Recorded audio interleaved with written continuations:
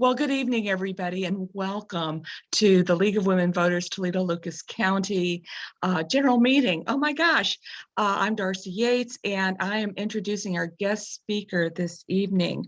We are so fortunate in the League to have such talented members, and Mike Czerniakowski is not only a League member, but he is a member of the board. He's also chair of our Get Out the Vote committee, and he is a teacher of social studies. And he will be sharing with us some tidbits about the Electoral College. So, Mike, I am turning it over to you. Why, thank you very much. I'm very honored to be talking about this. I've taught social studies. This is my 34th year, 29 years in Sylvania, and probably the last 10 teaching government. And this is a topic that we do cover in high school government. I'm by no means an expert. I'll try to answer any questions that you'd have for me as best I can. So you're going to get kind of a mini lesson that I would normally do with my kids. I'll probably wind up injecting a little more opinion than I would with my high schoolers. It's a very political topic. The whole concept of the Electoral College. You can win the popular vote and still lose the election. So I guess I'm going to inject my first opinion here. If you run for an office in the League of Women Voters and you finish second, you lose the election. If you run for dog catcher for Lucas County and finish second, you lose the election. If you run for the Senate in Ohio and finish second, you lose the election. If you run for president and finish second, you can still win. It's literally the only election that I can think of, not only in America, but in the world, where you can finish second and win. And that, just in my mind, that just doesn't set well. It right now. There's probably more Republicans who defend the system than Democrats. But in 2004, John Kerry was really, really close to winning Ohio. If John Kerry would have won Ohio, George Bush would have won by millions of votes, and John Kerry would have been president. So it's not at this point in time. Sometimes it leans a little more in the favor of Republicans, but it will swing. It's not something that it is, in my eyes, a Republican or a Democrat thing. And you have to bear with me here. I'm trying to go through my notes. I'm gonna need a little light because I can't find my glasses. The founding fathers. So some people hold everything in our Constitution that they did to be almost sacred and biblical. They were human beings, and if you read anything about the Electoral College, it came down at the end. They really didn't know. There were people who said Congress should pick the president. There were some people who said the governors should pick the president. There were James Madison said, let's have a popular vote. So there were a bunch of different ways that, and to me, it kind of like it was the end of the summer, the end of the Constitutional Convention, and they're like, let's just do this. And they did make a couple mistakes. I mean, there's no process in the Constitution for how you become a nominee. They didn't cover that. There's they had an issue with the vice president. They had to change with the 12th Amendment to fix that problem. They just anticipated that whoever ran and got the most votes would be the president, and whoever got the second most would be the vice president. They never foresaw political parties in the split the way we have it today. Why do I support a change to the national popular vote movement? One person, one vote. That's democracy. And we most of the time have that, but sometimes we don't. And 2 of our last 6 elections we didn't, and 2 more were really close. This 2020 was a total of about 20,000 votes in 3 states, Michigan, Arizona, and Georgia. If those 3 states, I think maybe 10,000 in Michigan, 5,000 in Arizona, 5,000 in Georgia, Biden would have won by 7 million votes, but lost the election. So that just, there was just something in my eyes that's not right about that. I have a good friend of mine who very conservative, and he believes that the founding fathers did it. And you may have heard this, because this is also spoken about from time to time. They did not want the cities controlling everything, and you know, he had a big social media post about how you don't want the cities controlling everything without the rural areas having a say. And I don't look at that as legit either, because the Constitution was ratified in 1790 and everybody lived on a farm. New York City was the biggest city in the country. We had 4 million people in 1790. New York City was the biggest city, and it was slightly bigger than Sylvania, Ohio.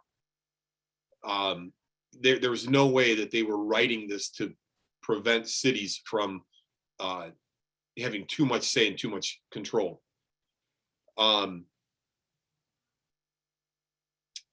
So this was put together with a little bit of haste, I think, by our founding fathers at the end of the Constitutional Convention. We were a novelty. When I say a novelty, there were no other democracies that existed, and there were people who questioned some things. The founding fathers tried to remain true to federalism, where you had the two-tiered national versus state systems running simultaneously. They tried to be true to separation of powers. They were very paranoid about a dictator being created because of what they put together. And really, I think there were a lot of people who felt that the House of Representatives would wind up electing the president anyway. There were no political parties. They thought there'd be a handful of people running, and that nobody would get a majority, and that the House would wind up electing the president. So I really don't see and I don't think anybody was capable of the forethought of seeing what we have currently today. Let me see where my notes are at here. They kind of settled on this, I think, on the Electoral College. It was almost like, and I've asked numerous professors, a fellow teacher who I thought I would consider to be more of an expert in this area in the past, and they really wanted, with this new democracy, this new unique situation that we're dealing with our democracy, that if the vote was screwed up in some way, that the Electoral College could fix it. That was more of the intent behind it than really anything else. Again, they're best and brightest in the world and about everything they did, but they're human beings. At the end of a long hot summer, they're putting this together, and what direction they're going to go. A lot of people just said, fine, we're good with that, because we think it's going to go to the House of Representatives anyway. So that brings us to the national popular vote movement. I got some statistics here too to share with you. The national popular vote movement, if you're going to switch to a national popular vote, there's 2 ways you can do it. One is an amendment. That will never happen. Right now, the Republicans would not okay it, because it would favor the Democrats. If a situation turned and now the Republicans were on the short end, the Democrats would never want to switch. So this is sort of being done right now behind the scenes. An amendment won't happen, but what can happen is the states, and this is all constitutional, the states are allowed to assign their electoral votes. So this past election, Ohio had 18. We can assign our 18 votes to whoever wins Ohio, or we could also assign those 18 votes to whoever wins the popular vote. And that can be done without a constitutional amendment. As soon as enough states do that, and right now there are, how many states? There are 15 states who have done that, who have said that, and it doesn't take effect until enough states do it to affect the change. 15 states have done it, 195 total electoral votes. They're 75 votes away from turning our election into a popular vote. All these states, all 15 states, said this does not take effect until enough states pass it where you get to the total of 270.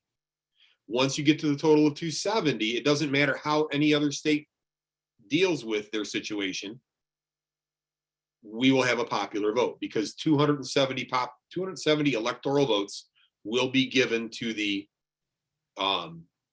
popular vote winner. That's the whole spin behind the national popular vote movement. The Constitution allows it. It is 100% constitutional. You know, the big issue that screws everything up is the winner take all. So if Ohio is, and that's the reason behind making this switch. If Ohio is 50-50 and 51% to whoever, and the loser of Ohio wins big in another state, they could have more popular vote and significantly less Electoral College vote. And that it's never good from a stability standpoint when your second place person is declared the winner. So there have been, like I mentioned, from the last 6 elections, 2 of them went to the person who lost. 2 of them were really close. 2004 and 2020 were really close at having the second place person win.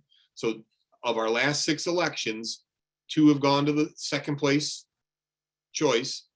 2 were really close. And 2, when it's a landslide, it doesn't really matter, either electoral or popular, it's going to be a landslide. Let's see. There's more reasons for a switch. If you're a Republican right now in California, you may not even show up to vote. Your vote doesn't count, because you know California is going to go Democrat. If you are a Democrat in Alabama, Oklahoma, some other solidly red states, Arkansas, Louisiana, your vote's not going to get heard. Your voice is not going to get heard. This allows everybody's vote to matter and count. If you watch a couple of the videos on the nationalpopularvote.com website, there's more to it than that. There's money that's spent in the swing states. If no money gets spent in California, no money gets spent in Alabama, we all know how they're going to vote. No money gets spent. No money gets spent in. Maybe this will change. Very little money got spent in Texas. That's changed a little bit in the last couple elections. As you become more viable, they spend money. What do I mean by money? It could be campaign stops that generate revenue. the nationalpopularvote.com site talks about loans and grants that disproportionately go to swing states. The money flows from the politicians to the swing states in an attempt to secure their votes. That's not in the name of democracy. That's in the name of just short of, I guess I would call it just short of bribery. The battleground states attract, let me see, money from, I just wrote it down. Loans, grants, travel expenses, and any type of, what would I call it? Maybe pork barrel spending, earmarks. It attracts money that solid Democrat or solid Republican states don't attract. And that's not necessarily fair. I have just a short story to share with you. We have some good friends from Maryland. Maryland is a Democratic state. They were visiting here, and I don't know what election, if it was 2016 or 2012.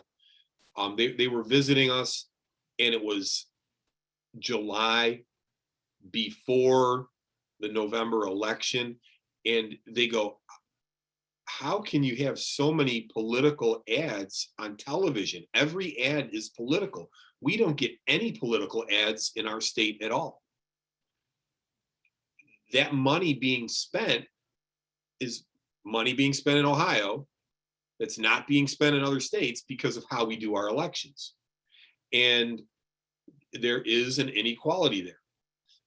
And it was just, it struck me that when they just came to visit us in July, that was what they noticed, that, wow, all these political ads. So, you know, the system that we use right now with the Electoral College is not, the way we go about it is not constitutionally mandated. So it could be changed. The winner take all, two states don't do that. Nebraska and Maine don't use the winner take all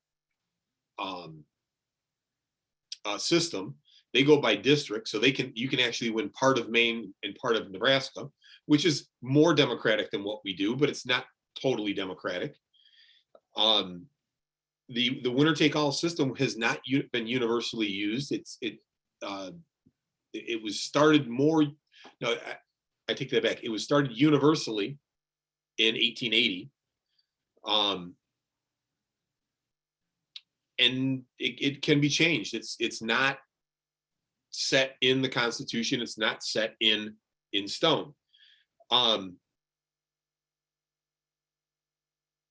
You know, I'm looking at my watch here, and I'm trying to be somewhat judicious with time. Here is, I ran some numbers today earlier. There are 22 million registered voters in California. And California this past election got 55 electoral votes. There are 230,000 registered voters in Wyoming, and they get 3. So per registered voter, it's dramatically unfair. It's dramatically more weighted towards smaller rural states, to a point where for every electoral vote that Wyoming gets, there's 76,000 voters. For every one electoral vote that California gets, there's 400,000 voters. So I'm not a math scholar. That's about 5 times the power that goes to Wyoming.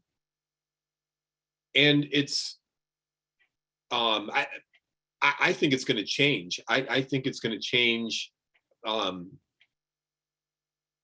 was originally, I told my classes when I started talking about this that it would change by 2024. I'm going to say it'll change by 2028. And it still may be 2024. It may shock some people. And the change is going to happen. So here's my prediction. Here's for the future. So you'll have to at some point go, you were right, or you were, way off base on this. I believe that it will change when Texas goes Democrat. I believe it'll be a Republican change. Everybody right now says that it's the Democrats that are pushing this, the Democrats that are pushing this. To me, it will change with Texas. Texas in the last two elections has been closer to going Democrat than Ohio has. Texas has a large number of legal immigrants, and immigrants tend to vote Democratic. They have a more diverse minority makeup than a lot of other states. That demographic tends to vote Democratic as well. They keep inching closer and closer and closer. Beto O'Rourke just declared for governor, I believe today, and I think you're going to see him run a very, very competitive race. If Texas goes Democrat and you have Texas, California, and New York that are Democrat, it will almost eliminate any chance a Republican has of winning the presidency, and they could win the popular vote by a significant margin and lose those because they're losing those three states. Again, when you approach it now, it's, oh, you're a Democrat, you're losing, you don't like the system. The system's going to change. Texas will go blue, and it doesn't mean that the Republicans will not win the popular vote, but Texas will go blue. And when Texas goes blue, it'll be really, really difficult to win the presidential election when you use the Electoral College the way it is today. So the new system would not tear apart the Electoral College. The Electoral College would still exist, and it would award their votes to whoever wins the popular vote nationally for their state.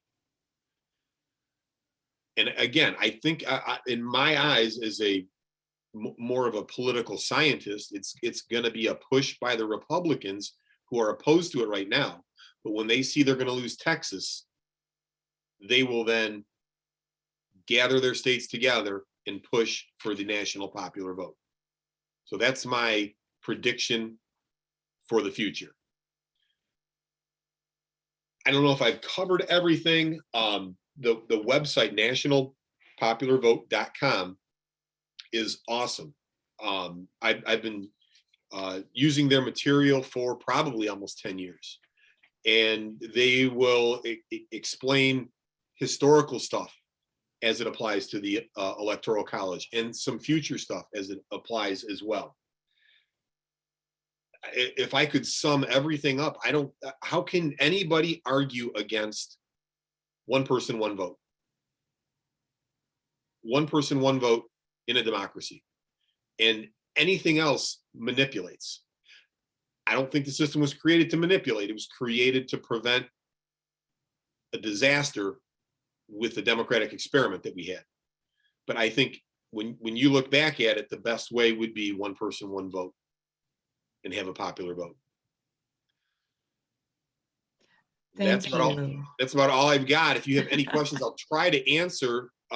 Again, I'm not an expert in this, but I probably am a little more familiar with than the average person. Yeah, I have Any a question. Yeah, I've got a question. So you were talking about the winner take all and how that's also not democratic, which I agree that's not. But I think my question is, if we didn't have the winner take all process, would that have changed the outcome of the elections, or are the elections really the unfairness of it, where the losing candidate wins. Because of the size, because Wyoming gets all these votes, right? Because even if you split, if you don't have winner take all, that means Texas gets split, Florida gets split, New York gets split, California gets split. A lot of those Democratic, if they went Democratic, right, they would get split. But there's only 3 votes in Wyoming, and they still get 77,000 votes for every 400,000 votes California gets. It still, I think, would be more accurate, because you'd also be splitting Republican states up as well. Because for the last, I think it's been the mid-90s since a Democrat has held a statewide office in Texas. So roughly for the last 25, 28 years, Democrats' votes haven't counted in Texas, where now they would. So you get, not going by district, but by popular vote. Going by district is more Democratic than the Electoral College, not as Democratic as one person, one vote. So I would not I would not advocate, if you're going to make a change, you might as well do it properly and do it like the rest of the world, the democratic world does it. Okay. Any other questions? Mike, thank you so much. And you know what? I hope you will enjoy having this added to your library from the League. It is a copy of the U.S. Constitution. So we'll Very be nice. getting that to you. Very nice. Thank you. You're welcome.